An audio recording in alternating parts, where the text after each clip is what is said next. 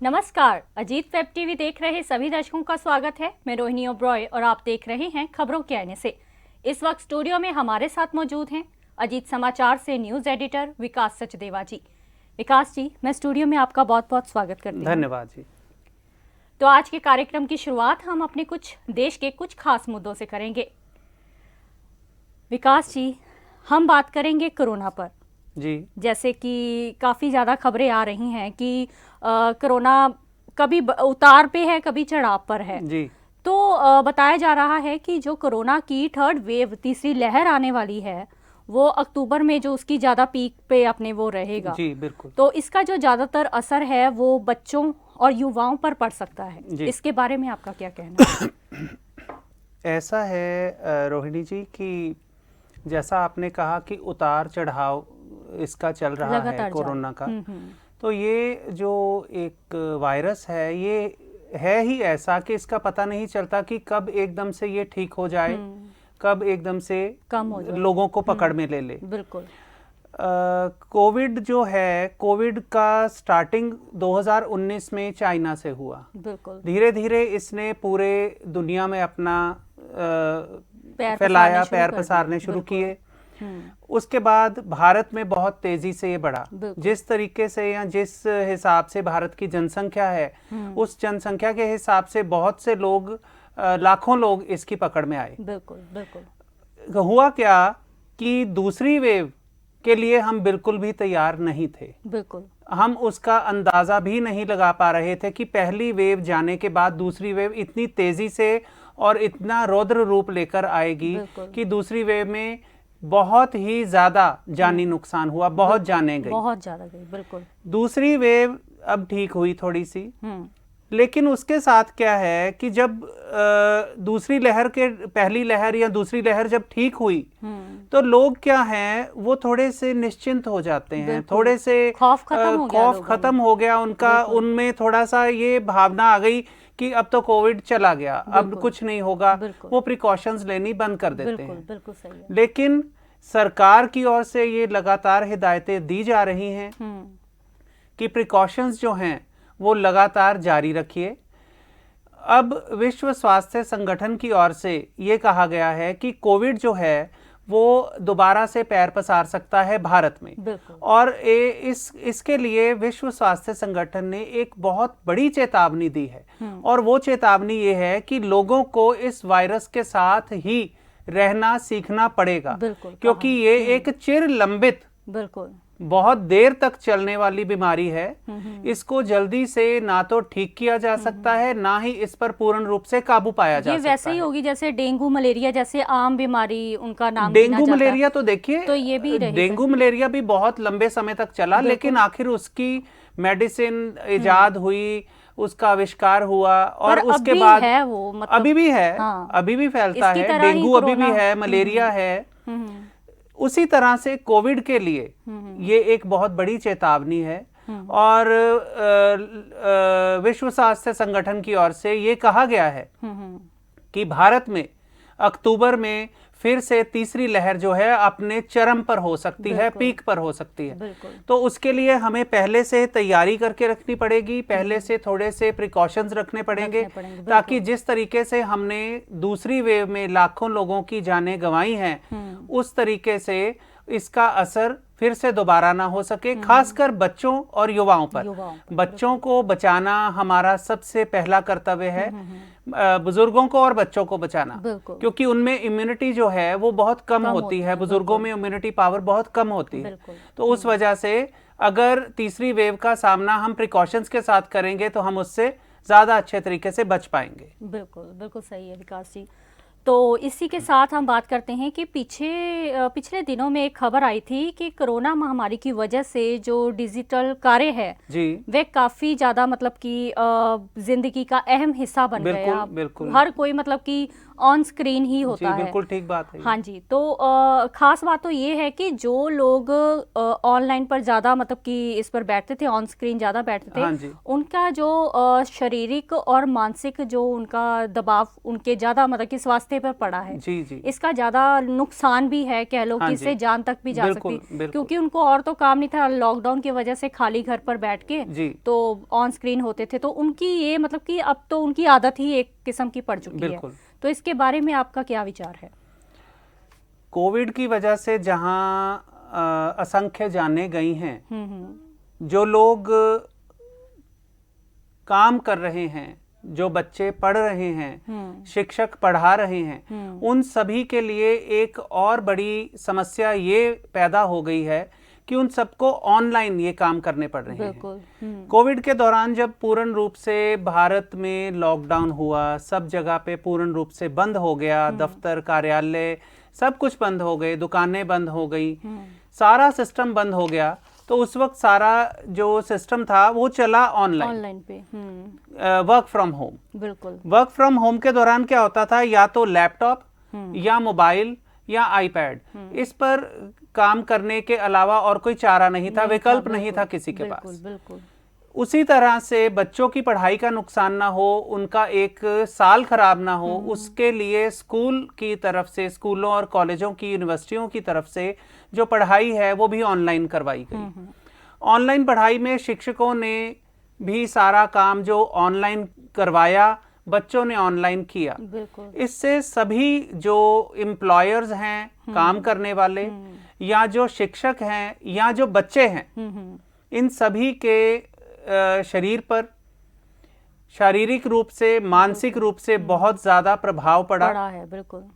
आंखों पर बहुत ज्यादा प्रभाव पड़ा। हाँ जी, हाँ जी। देखने में ये आया है कि कोविड के बाद से, जब से कोविड आया है उसके बाद से ऑनलाइन काम की वजह से आंखों पर ज्यादा बुरा प्रभाव पड़ने की वजह से चश्मा लगवाने वालों की संख्या बढ़ गई।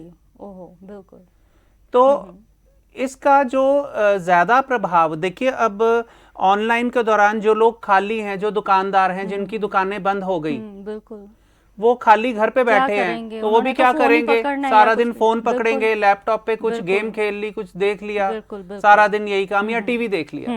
बिल्कुल। उसके बाद जो पढ़ाई करने वाले बच्चे हैं, करवाने वाले शिक्षक हैं, या जो काम करने वाले जिनको वर्क फ्रॉम होम कर रहे हैं, उन सभी के लिए भी यही एक समस्या थी। बिल्कुल। तो ये जो समस्या, इस समस्या की वजह से जो शारीरिक प्रभाव पड़ा है वो अब नजर आना शुरू हुआ है। बिल्कुल। तो उसकी वजह से ऑनलाइन का जो समस्या है, लोग ये कह रहे हैं कि 76% जो लोग हैं भारत में इस वक्त वो ऑन स्क्रीन रहते हैं। बिल्कुल। 76% लोग ऑन स्क्रीन रहते हैं हर वक्त। दिन में कम से कम 4.5 घंटे वो लगातार ऑन स्क्रीन रहते हैं, जो औसत निकाली गई है। तो उसका तो नेचुरली फर्क तो पड़ेगा। जी बिल्कुल, बहुत ज्यादा फर्क पड़ रहा है उनके मस्तिष्क पर, उनके मेंटल एबिलिटी पर, उनकी आंखों पर, उनके हृदय पर, हर चीज पर उनका फर्क पड़ रहा है। उनका ब्लड प्रेशर किसी का बढ़ रहा है, किसी का कम हो रहा है। ये बहुत ज्यादा एक दुष्प्रभाव की तरह से सामने आ रहा है। बिल्कुल बिल्कुल विकास जी। तो इसी के साथ हम बात करते हैं कि जैसे कि पता है आपको कि केंद्र सरकार ने पिछले सप्ताह एक खास अहम फैसला लिया था। जो बैंक कर्मी हैं जी, मृत बैंक कर्मी जो है, उनकी फैमिली को जो पेंशन मिलती थी उसमें उन्होंने बढ़ोतरी की है। जी। मतलब उन्होंने कहा है कि जिनको 30,000 पेंशन मिलती थी वो अब बढ़ाकर 35,000 रुपए का करने का उन्होंने फैसला लिया है इस पर जी। तो इसके बारे में आप क्या कहेंगे? बैंकों में काम करने वाले जो कर्मचारी हैं, अगर उनमें से किसी की मृत्यु हो जाती है या वो बैंक का काम छोड़ भी चुके हैं, तो अगर उनको पेंशन मिल रही है तो उनके परिवार वालों को जो पेंशन मिल रही है उसमें बढ़ोतरी की गई है।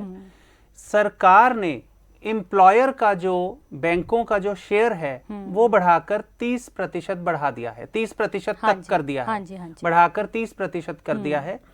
जो पेंशन बैंक, एक एवरेज बैंक कर्मी की मृत्यु के बाद उनके घर वालों को एवरेज 9,200 कुछ रुपए मिलती थी, वो अब बढ़कर 30 से 35,000 के बीच में हो जाएगी। ओके, ठीक है। 9,000 कुछ थी, 9,200 कुछ रुपए थी एवरेज, आप कह सकते हैं इसको, औसतन कह सकते हैं। इस पे उन्होंने जो उन्होंने एम्प्लॉयर का हिस्सा है, बैंक का हिस्सा है सरकार की तरफ से वो 30% बढ़ा दिया है। ओके, 30% तक कर दिया है, 30% का इजाफा नहीं किया उसमें, 30% प्लस नहीं किया, 30% तक बढ़ा दिया है। पहले वो 10% या कुछ ऐसे था, अब उसको 30% कर दिया गया।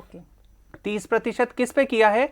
जो लास्ट ड्रॉन सैलरी थी, जब बैंक कर्मी बैंक में काम कर रहे थे, जब वो रिटायर हुए, रिटायर होते वक्त जो उनकी सैलरी थी उसका 30%, वो उस मूल वेतन का, उस मूल वेतन का 30% सरकार की ओर से दिया जाएगा।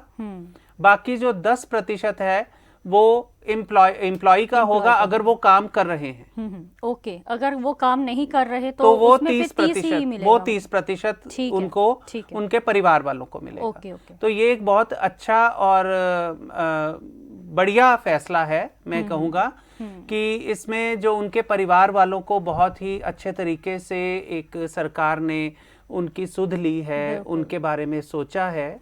तो आज के जिस महंगाई के ज़माने में जिस दौर से हम गुजर रहे हैं, उसमें 9,200 कुछ रुपए की जो पेंशन है उसमें एक परिवार का गुजारा करना बहुत मुश्किल काम है। बिल्कुल। तो इसलिए जिस तरीके से, जिस प्रतिशत के हिसाब से ये बढ़ोतरी की गई है, बहुत अच्छी बात है।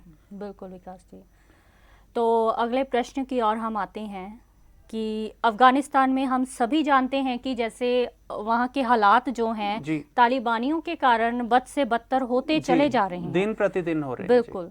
तो हमने, आपको पता है, पिछले हमने भी जो हमारा प्रोग्राम था, कार्यक्रम के दौरान हमने इस पर महिलाओं के बारे में चर्चा की थी कि वहाँ की जो महिलाएं हैं वो सुरक्षित नहीं हैं। बिल्कुल, हाँ जी। तो इसी को देखते हुए दिन ब दिन, आए दिन कोई ना कोई वहाँ पर हमले हो रहे हैं। इसके बदले में जो अमेरिका ने भी है, उसने जवाबी कार्यवाही देने के लिए उन्होंने ड्रोन हमले किए हैं। तो आगे भी ये इसी तरह से जारी रहेगा, यही कह सकते हैं। जी। इसके बारे में आपको क्या लगता है कि क्या सुधार हो पाएंगे या नहीं? ऐसा है रोहिणी जी कि अफगानिस्तान की जो इस वक्त वर्तमान में स्थिति है वो पूरी दुनिया देख रही है कि बहुत ही चिंता वाली बात है कि जिस तरीके से वहाँ के नागरिक वो काफी वहाँ पर हैं, बहुत घबराए हुए हैं, बहुत खौफजदा हैं, बिल्कुल खौफ में हैं। उन पर एक तलवार लटक रही है कि किसी वक्त कुछ भी हो सकता है। और 20 साल पहले तालिबान का जो राज था उसके दौरान जो उन्होंने वहाँ पे वो सब कुछ देखा है, उसको देखने के बाद अब तालिबान आगे और उससे ज्यादा क्या करेगा, इस बात का जो एक डर है उनके मन में बैठा हुआ है। अमेरिका ने जो अभी पिछले सप्ताह वहां पर काबुल हवाई अड्डे के बाहर विस्फोट हुआ, विस्फोट में काफी जानें गई, 100 के करीब, 100 से ज्यादा ही जानें गई हैं। तो वो हमला किया ISIS ने, जो इराक सीरिया बेस्ड आतंकवादी संगठन है। लेकिन उस विस्फोट का जवाब देने के लिए अमेरिका ने ड्रोन के माध्यम से हमलावरों पर हमला किया। उनका जो एक जो हमले का की था, जो संयोजक था, जो बनाने वाला, सारी योजना बनाने वाला था, उसको भी मार गिराया उन्होंने, उसमें कामयाबी हासिल की है।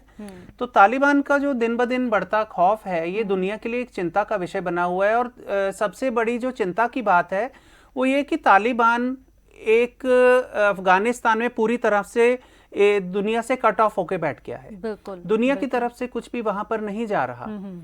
तो वहां पर जो लोग हैं वो भूखे मर रहे हैं, वहां पर भूखमरी फैल सकती है, वहां पर कोई गंभीर बीमारी फैल सकती है। अगर लोगों को खाना या रोटी नहीं मिलेगी समय पर तो बहुत गंभीर बीमारियां वहां पर पैदा हो सकती हैं, जिसकी बहुत ज्यादा चिंता है। दूसरा, आतंकवादी संगठन के रूप में तालिबान जिस तरीके से काम कर रहा है उसका प्रभाव पाकिस्तान और पाकिस्तान के साथ ही भारत पर बहुत बुरा प्रभाव पड़ सकता है।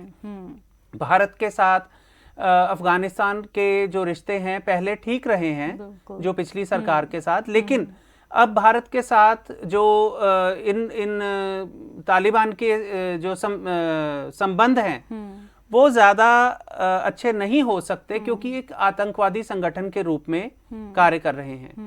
तो चिंता की बात यह है कि वहां पर सबसे पहले हमें ये देखना होगा कि हमें किसी तरीके से वहां के नागरिकों को सुरक्षित करना है। हाँ जी, बिल्कुल। उनकी सरकार, अगर वहां पर वो अपनी सरकार बनाते हैं तो अंतर्राष्ट्रीय स्तर पर उस सरकार को अंतर्राष्ट्रीय धारा में लाना पड़ेगा। बिल्कुल। ये बहुत जरूरी बात है। बिल्कुल विकास जी। तो इसी के साथ ही हम अपने कार्यक्रम का समापन हर बार की तरह अपने आज के विचार से करेंगे। कहते हैं सहनशील बनो, सहनशीलता कायरता नहीं वीरता है। जी विकास जी।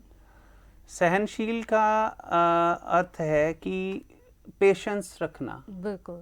सहनशील बनो, सहनशील बनना कायरता नहीं। इसका अर्थ ये नहीं है कि कोई आदमी सहनशील बनकर अगर किसी का विरोध या किसी की कोई गलत बात को सह रहा है तो वो उसकी कायरता है। वो कायरता नहीं है, वो वीरता है। बिल्कुल। वो अपने आप में वो काम कर रहा है जो कहने वाला या दबाव डालने वाला या विरोध करने वाला नहीं कर पा रहा। पेशेंस रख कर रहा है। तो पेशेंस रखना, सब्र रखना सबसे बड़ी उत्तम क्वालिटी है। ये एक बहुत बड़ी बात है। बिल्कुल विकास जी। तो इसी के साथ ही आज हमने चर्चा की है देश के कुछ खास मुद्दों के बारे में। अगले सप्ताह हम फिर हाजिर होंगे कुछ खास खबरें लेकर।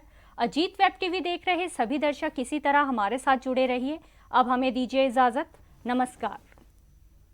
देश दुनिया ਦੀਆਂ ਤਾਜ਼ਾ ਖਬਰਾਂ ਦੇ ਲਈ ਹੁਣੇ ਪਲੇ ਸਟੋਰ ਤੋਂ ਡਾਊਨਲੋਡ ਕਰੋ ਪੰਜਾਬ ਦੀ ਆਵਾਜ਼ ਅਜੀਤ ਨਿਊਜ਼ ਐਪ। ਹੁਣ ਤੁਹਾਡਾ ਆਪਣਾ ਅਜੀਤ ਹਰ ਸੋਸ਼ਲ ਮੀਡੀਆ ਪਲੇਟਫਾਰਮ ਦੇ ਉੱਤੇ ਉਪਲਬਧ ਹੈ। ਫੇਸਬੁੱਕ ਦੇ ਉੱਤੇ ਹੁਣੇ ਲਾਈਕ ਤੇ ਫੋਲੋ ਕਰੋ ਅਜੀਤ ਦਾ ਅਫੀਸ਼ੀਅਲ ਪੇਜ ਡੇਲੀ ਅਜੀਤ ਤੇ ਹਾਂ ਨਾਲ